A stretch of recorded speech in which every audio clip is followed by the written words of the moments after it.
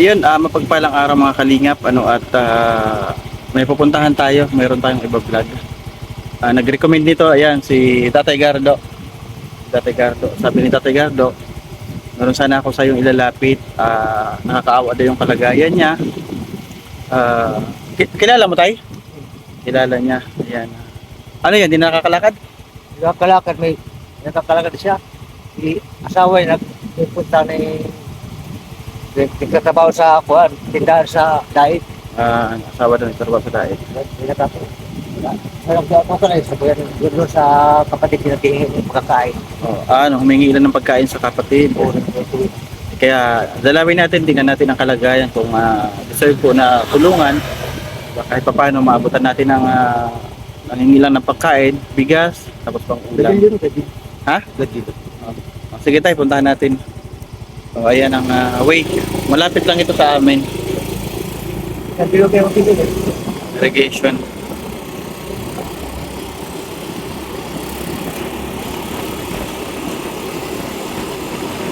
Ito ay scouting na babayan natin.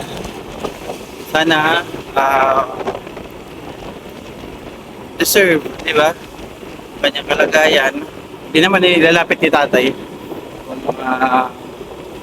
hindi nakakaawa. Tingnan natin. So yan, at parang liplip din na barangay ito. Dito na kami ni tatay sa liplip. Takbo rin na barangay.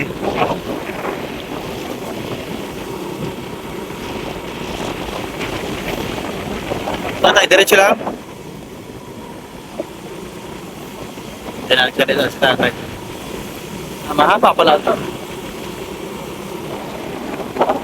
Puro pala yan. So, ayan, nandito na kami. Ito raw yung bahay niya. Ayan. Magandang umaga, Nay. Nandito ako, Nay, para asawa niyo po? Kapatid niyo po? Kapatid ng asawa mo. Nandito ako para, yan po ang bahay nila. Nandito po ako para tingnan si tatay. Pwede po ma-vlog? Tay, pwede po kayo ma-vlog? Wala po magagalit ng mga nyo, kamag-anak, magulang? Anak? Ayan, pwede naman daw po. At so ayan mga kalingap, nandito na tayo. May rambutan sila dito, may bunga, kunti lang. Ayan may rambutan sila dito, may bunga. Ito yung bahay nila, Nay. Oo. May papadin niya.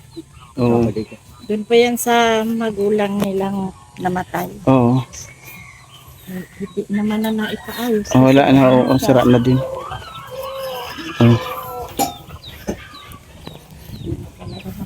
Ano tayo, kumusta?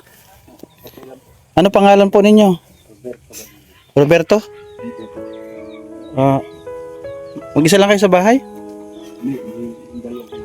Andito yung dalawang anak mo? Asan yung asawa mo? May asawa pa kayo? Nagtatrabaho? Lakasan natin tayong boses konti ha, para marinig tayo. Ilan taon na yung bahay nyo? Ay, matagal na to. Magpapamagulang namin ito eh. Ito? Ayan na. Ilan taon na kayo, tay? 54? Sa ngayon, nakakapagtrabaho pa kayo? Di na? Ay, hindi na. Ano nangyari tayo sa tuhod niyo? Ang tuhod niyo? Gout? Tapos yung paa niya, anong nangyari sa paa mo? Sugatan? Yung bukol niya, pumutok. Pumutok na bukol. Ang dami ni tatay bukol. Meron ka rin dito sa may mukha. Ito, matagal. Yan. Tapos dito sa... Yan, mga pagulang. Oo, sa may siko, marami siyang bukol. Parang tahimik tayo ng bahay niyo. Sara-sara na rin, no? Sa ngayon, araw-araw, sino naghahanap buhay sa inyo? Yung asawa ko lang. Asawa nyo? May asawa pa kayo na pumapasok. Saan nagtatrabaho tayo? Doon sa Panisay. Talisay. Ano trabaho niya tayo? Kasambahay. Kasambahay po mga kalingap yung asawa ni tatay. Nag-aalaga ng matanda. Ano nga uli pangalan nyo? Nakalimutan ko. Roberto Gadi. Roberto. Ayun. Pasensya na tayo. Matanda na rin ako. Makalimutin ako. Ayun, nilipin natin konti yung kanilang bahay. Ayan, oh. Magulo. Sira na din. Anong nangyari sa inyo tayo sa kabila? Kabilaan pala. Kabila ano? Yan, yung bukol nga. Parehas. Kabila rin, bukol din. Bukol din. Sa tuhod. Ano na kayo? Nagpa-check up na kayo? Ang pera. Kasi ang kinikita ni nanay hanggang sa sapat lang sa pagkain nyo. Yung anak nyo dalawa nag-aaral. Anong mga grades? Grade 10 yung isa. Grade 10 yung isa. Ay, Tapos grade 7. o tapos si nanay lang ang kumakayod. Mahirap. Mahirap yung ganun kasi si nanay lang gano lang ang katulong ng kasambahay. Parang yung pinagdaanan ng nanay ko naging kasambahay po yung nanay ko. Kinayod hanggang mabuhay kami. Bilib ako sa mga nanay na kasambahay. Wag po natin na nilalang lang ang kasambahay kasi marami pong nabubuhay nang dahil sa kasambahay. 'Di ba? Napakaswerte niyo tatay kasi andyan pa rin kayo si nanay, hindi kayo iniwan. Oh. Yan ang totoong pagmamahal kasi sa hirap at ginhawa magkasama, 'di ba? Tama. Dati ano pong trabaho ninyo tatay? Wala ko, tubero. Tubero ka. Uy, sayang, may papagawa sana ako. Tubero daw si tatay, oh. Kung wala ko, lagi ako sa Manila. Ako, Oo. gano'n, pag-uwi ko. Ganito na lang talaga ang buhay mo, tatay. Hanggang dito na lang. Duyan na lang, araw-araw, ganun. Kawawa naman kasi hindi pa po niya na papacheck up yan sa ano niya, o yung sa paa niya. Ang mahirap kasi dyan ay kabilaan.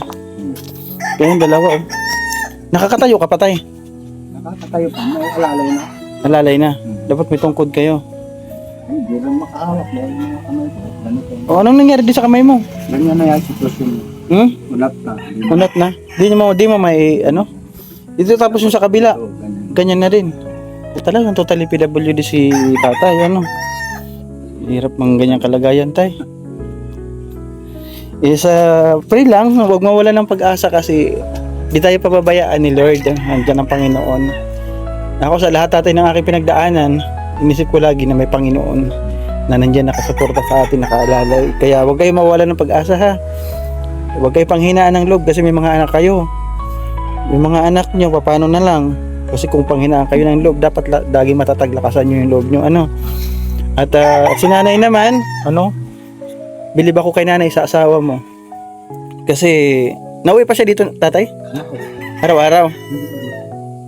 Stay siya pag sa sahod din. Oo, nauwi. Ayan. O kasi yung mga anak mo nag-aaral. Araw-araw, baon sa school. Ba yung mga projects. Mahirap yung ganun. Pero lang tatay ha, na sana bigyan kayo ni Lord ng blessings na may makapanood sa ating vlog na ito. Na mayroon po tumulong sa inyo. Kahit papano is maibsan man lang. Masakit ba tayo? Titipis na. Tinitiis. Wala tayong magagawa kasi ganun ang buhay tatay. Ano? Kung mayroon lang sana tayong pera, pwede natin may patingin, may paggamot. Kaya lang wala. Talagang ang gagawin, magtitiis talaga. Anong nilalagay nyo na gamot? Betadine. Dapat hindi rin yan tatay na expose sa dumi. Kasi madumi dito, oh. Tingnan mo, ano mo, oh. Oo, may mga langaw. Namamaga na tayo, nag-iitim na. Nag-iitim na siya. Nawa naman sa tatay. Ano tayo, halimbawa, kapag meron sa ating tumulong, meron makapanood sa ating video na gustong tumulong, ano po tatay yung gusto nyo na maitulong sa inyo? Si tatay, inuuna talaga yung bahay kaysa sa sariling kalusugan. Wala na kayo balak magpagaling para magabayan nyo ulit mga... Para makatulong sa mga anak na nag-aaral at sa misis, di ba? O ganun dapat yung mindset. Di ba? Nang sira-sira yung bahay basta healthy yung katawan natin. Di ba? Kasi kapag healthy ang katawan natin, lahat magagawa natin para may saayos yung ating mga gustong gawin. Katulad ng bahay. Para sa akin tatay, kalusugan, hindi sa bahay, kalusugan yung importante sa na may paggamot ka, may patingin sa doktor. Kasi kawawa si tatay, lahat ng kamay niya nakaganon, paano kung makapagtrabaho ito? Dati po, ayos kayo nakapagtrabaho kayo dati. Pero hindi naman yung kamay mo dati nagkilos mo yan. Gout lang talaga siya kaya nagkaganon lahat. Hirap pala mga kalinga pag magkaroon ng ilang taon na kayo tatay na ganyan? 3 taon na. 3 taon na ganyang kalagayan ni tatay. Sa galing. Pag-uwi ko pa galing ng tabako. Tabako. Sa Albay. May nag-vlog na sa inyo tatay dati? Pero nagpunta rito. Ay, may nagpunta na dito? Na-vlog kayo? May nagpunta na eh? Mahirap ko na bagong isang piraso. Wala na. Isang piraso lang na yero? Ganyan na siya. Oo. Meron na pala nakakita kay tatay pero di kayo natuloy na vlog, di na... Hindi ata. Kasi matagal na eh. Oo. Yan, kawawa si tatay. Taon na. May yero-yero lang na Oo. Oo, kasi Ay, bahay niya, buti mga nga kalinga. dinalakas talaga na nahagop yan ng bagyo. Oo, kung may bagyo, wala na, liparan ito. Wala na mga pako. Kaming maitulong mga kapatid na talagang Oo. isa din kami na Hirap din. Kapatid pala. saga lang. Sa ngayon, nanay, sa pagkain nila, nabibigyan nyo sila. Oo, kasi minsan pagtatanghalian namin may tanghalian siya. Ayan, oo, ganun. Oo, talagang. Pag kami may sige lang. Kasi, Tidan mo yan. kasi di na yan nakakapagtrabaho na. Oo, yung mga anak niya, pag uwi na galing school. Eskwela man. Oo, Minsan nga ni aalis, wala pang luto. oo. Ayan, hirap ng kalagayan. Parehas sila lalaki. Pares lalaki anak niya. Layas. Mga layas. Wala lagi sa bahay. Kaya ako ang tagagalit. Ayan mga kalingap. Basta meron man lang, okay man lang sa akin. Tama na yun. Kasi Hindi naman ako. nanay, ganito ang tao na nag-share ng blessings, mas dumarating ng mas marami. Naniniwala ba kayo doon? Kasi ano pa lang, mga ganyan pa lang yan. Andito na ako, 1981, maliliit pa yan. 1981, maliliit na yan. Kaya parang napamahal na din siya. Oo, talagang ang tagal ninyo magkasama dito. Kaya, niya 1981 na. Oo. 45 years na kami. Okay naman ito si tatay, hindi naman pasaway. Ay, mabait yan. Mabait ba? Malakas pa yun. Alam mo, nasa abroad yan. Hindi ang talaga uwi-uwi. Pira lang ang Oo. nagdadating dyan sa pamilya. Oo. Basta pray lang tayo nanay, tatay, kung may makakita sa atin na mabubuting puso sa ating mga viewers and sponsor. Ayan, nilalapit ko po sa inyo si Kuya Roberto, si Tatay Roberto, na wala na rin yung bahay niya at di na siya makalakad. Gusto ko sana, Ano na maipagamot. May paggamot? Oo, bago yung bahay na hinihiling. Yan din ang gusto ko nanay. Na, gumaling siya. Tama. Ang sarap sa pakiramdam na makikita mo siya, magaling na, maayos niya na lahat. Bahay niya, makapagtrabaho siya para sa kanyang mga anak. Kasi kahit talaga pang bigas-bigas niya, pang hirap din sila. Hirap din sila. Oo, yung sa pang-ulam, yung pang araw-araw nga. Kasi Oo. naman nasahod ng asawa niya. Oo, katulong lang, sabi ni tatay. Magkano lang sinasahod ng katulong? Kaya wala din. Talagang buti kung mayayaman kami mga kapatid ay Oo, walang problema kasi magsusupport na lang. Kasi kapatid is kapatid pa rin kahit anong mangyari. galing pamilya. Oo, so ayan, hindi ko na patagalin. Madala ako ditong konting tulong kila tatay. Pagpasensyahan na. Ito lang ating makayanan. Ayan, mabigas tayo. Atay. Okay, may doon kay Tay Roberto. Doon kay Tay Roberto. Ayan. Tay, paunang tulong muna tay. Pagpasensyahan mo na ha. At ito pambili mo ng ulam. Ayan. Ayan, kasi nakapag-revenue tayo sa YouTube, kahit pa paano i-share natin yung ating blessings. Ang sarap po sa pakiramdam mga kalingap na kapag nakakapag-share tayo ng blessings, alam yan ni Lord, bumabalik yan sa atin ng doble triple. At sana mas marami pang tumulong kay tatay kasi deserve po rin ni tatay na tulungan. Ang sa akin lang is maibalik niya uli yung kanyang katawan, makalakad uli siya, makapagtrabaho para sa kanyang pamilya. Kasi parang bedready na ito si tatay. Hindi na talaga ito makapagtrabaho. So yun, once again tay, ano uling pakiusap kung ano pa mayroong gustong tumulong. Tapos tatay. Na kikiusap ako na sana may tumulong sa akin na makipaggamot ako na makatrabaho ulit. Oo, para sa Gusto kong masuportahan yung mga anak ko. yan, oo. Kasi ang sarap tatay bilang isang ama na yung mga anak natin nagagabayan natin at natapos pag-aaral nila, 'di ba? Sarap sa pakiramdam 'yun bilang isang ama. Ako 'yun ang aking gustong matupad sa aking mga anak. Kaya pa rin lang tatay ha.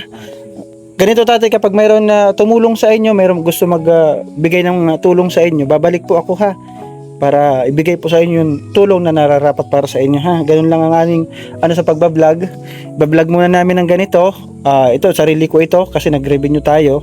Sarili ko ito. Kung mayroon man po gustong tumulong kay Tatay Roberto, agaran po, babalik po agad ako dito para matulungan natin siya. So yan tatay, salamat ha. Pray lang lagi. Di kayo pababayaan ni Lord, basta malakas tayo kay Lord. Good luck and sana huwag mo pabayaan yung mo kasi dumi nalalangaw. Thank you tatay ha. Yun na lang, ayos, balik na lang uli ako kapag mayroon magbigay ng tulong. So nay, thank you nanay ha. Salamat din po. Gano'n na lang nay ha, kapag may magbigay po ng tulong, babalik po kami. Babalik ako para asikasuhin si tatay. Pero sana mayroon, pag-pray lang natin kay Lord na sana may tumulong. Kasi kalagayan niya naman po mga kalingap is deserve po naman niya tatay tulungan para po maibalik niya yung dati niyang katawan. At syempre para sa kanyang pamilya, para makapagtrabaho uli siya sa kanyang bahay. Sara yung unang niya nire-request bahay, para sa akin hindi. Kasi talagang kalusugan ng tao ang dapat unahin. Aanhin pa natin yung magandang bahay, di ba nanay? Kung wala na tayo. Gamot lang muna. Yes. Gamot. Oo. Kaya unahin natin yung ating kalusugan mga kalingap. Ang bahay, material na bagay, madaling makuha kapag ang iyong katawan ay healthy. Makapagtrabaho ka na maayos. Kaya mo yan ipundar basta pagsikapan. So yun nay, thank you. Sige po, salamat po. Thank you nanay. And thank you kay Paring Gardo. Thank you Paring Gardo ha. Ako. So ayun, mga kalingap, hanggang dito na lang ating vlog. At ito lang yung ating kaya, pasensya na po ha.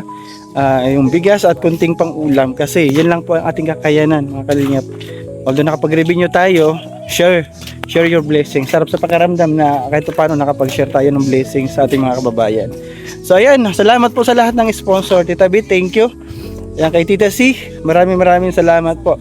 At kay Ate Mariam Alnaham, kay Ate Kim, Milin Kit, yung Behave International, Ma'am Susan Castillo, maraming salamat. And sa lahat po ng sponsor, hindi ka naman isa-isa. Ma'am Perlita Puentes pala, maraming salamat. Thank you, salamat. At God bless sa inyo, more blessings sa inyo. Bigyan kayo ni Lord na mas maraming blessings para po mas marami kayo matulungan. And salamat din po sa mga ating viewers na araw-araw na nandiyan, nakasupport. Maraming salamat po at wag niyo kakalimutan i-share natin yung ating mga video, pa-like para po mas marami makapanood. So ayun, pa-support Kuya Bal at Ina Vlog sa Inkalinga Prab. And syempre pa-support po sa ating mga kasamahan na charity vloggers, ating mga kasamahan sa Kalingap. Ayun, bye-bye mga Kalingap. God bless us all and stay safe and healthy always. Maraming salamat. Bye-bye. God bless.